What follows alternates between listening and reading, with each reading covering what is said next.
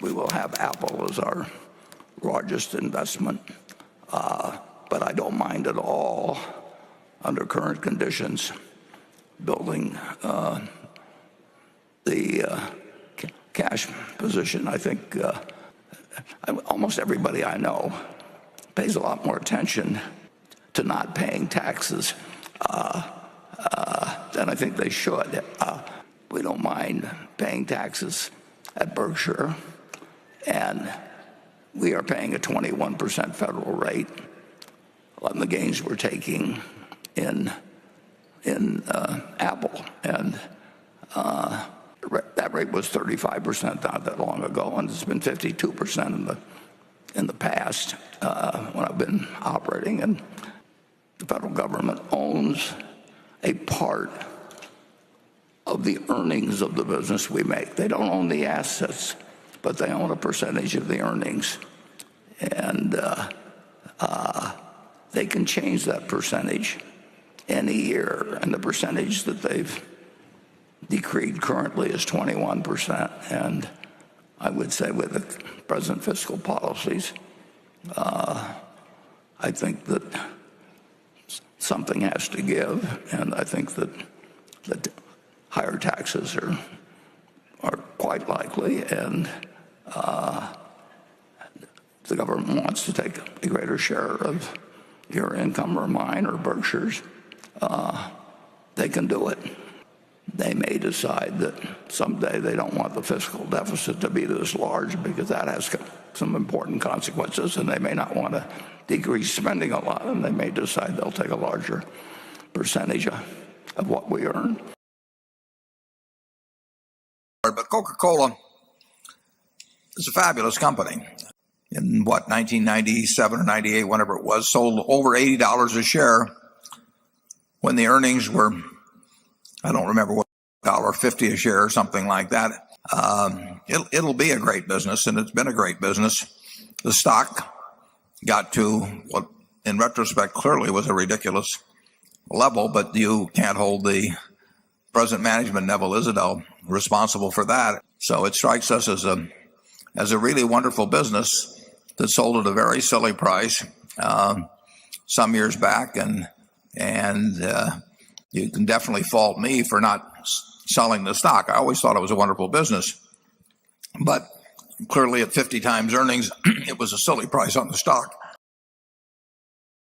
Our own emphasis is on trying to find businesses that are predictable in a general way as to where they'll be in 10 or 15 or 20 years. And that means we're looking for businesses that, in general, are not going to be susceptible to very much change. We view change as more of a threat into the investment process than an opportunity.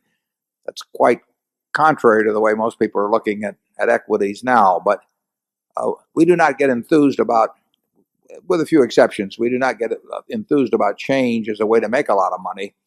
We try to we're looking for the absence of change to protect ways that are already making a lot of money and allow them to make even more in the future. So we look at change as a threat, and whenever we look at a business and we see lots of change coming, 9 times out of 10, we're going to pass on that. And when we see something we think is very likely to look the same 10 years from now, we feel much more confident about predicting it.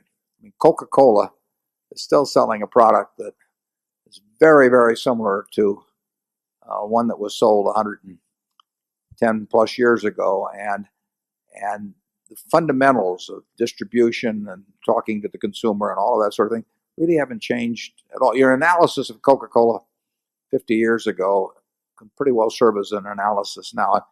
We're more comfortable in those kind of businesses. It means we miss a lot of very big winners, but we wouldn't know how to pick those out anyway. It doesn't mean also that we have very few big losers, and that's quite helpful over time.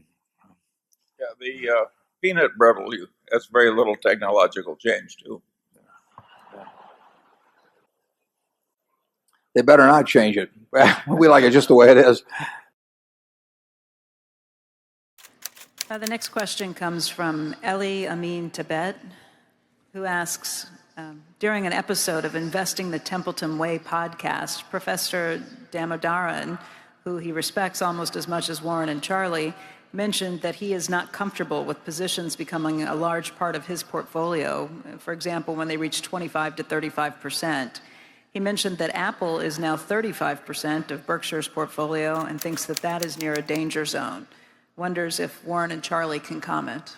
I'd like to make one comment first, but Charlie will come up with. I think he's out of his mind. Yeah, I knew that was coming.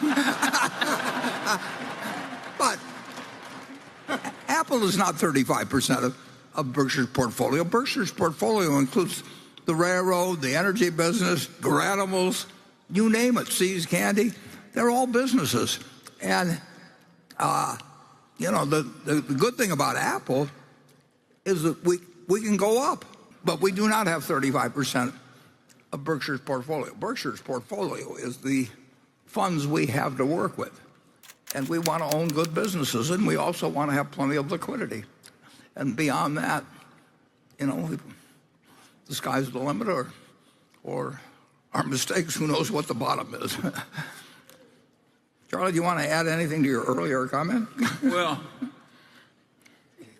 I think one of the inane things that's taught in modern university education is that a vast diversification is absolutely mandatory in investing in common stocks. That is an insane idea. It's not that easy to have a vast plethora of good opportunities that are easily identified. And if you've only got 3, I'd rather be in my best ideas instead of my worst. And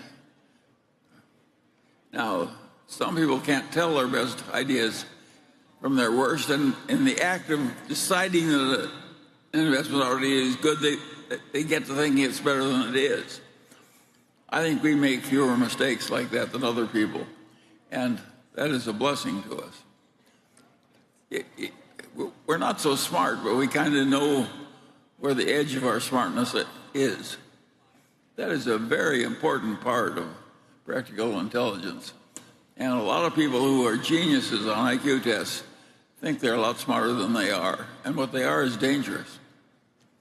But if you know the edge of your own ability pretty well, you should ignore most of the notions of our experts about what I call diversification of portfolios.